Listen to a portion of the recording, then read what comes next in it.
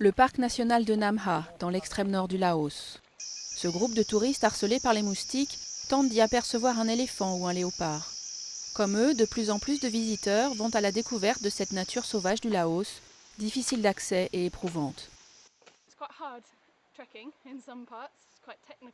C'est un trek assez difficile à certains endroits, c'est technique, il faut s'accrocher aux feuilles et aux branches, mais c'était vraiment chouette. Et le déjeuner était le point culminant parce que la nourriture a été préparée dans un morceau de bambou.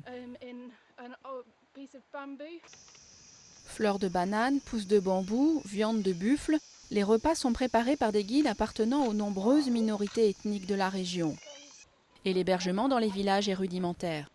Face à l'explosion du nombre de touristes ces 10 dernières années, le Laos a encouragé le développement de l'écotourisme pour protéger ses richesses et impliquer les villageois. Quand les touristes viennent, ça apporte plus de revenus à la population. Ça aide les gens, ils ont un emploi. Quand ils emmènent les touristes dans la forêt, ils gagnent plus d'argent. Le modèle du parc de Namha a été dupliqué dans des centaines de projets à travers le pays.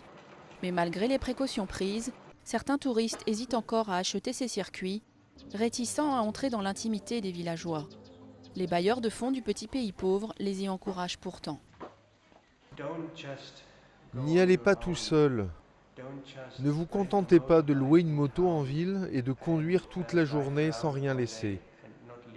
Cela n'aide pas les villageois. L'écotourisme est une des priorités économiques du gouvernement sur les 5 prochaines années, même si les courageux qui s'aventurent hors des sentiers battus ne représentent qu'une petite partie des 2,8 millions de visiteurs par an espérés d'ici 2015.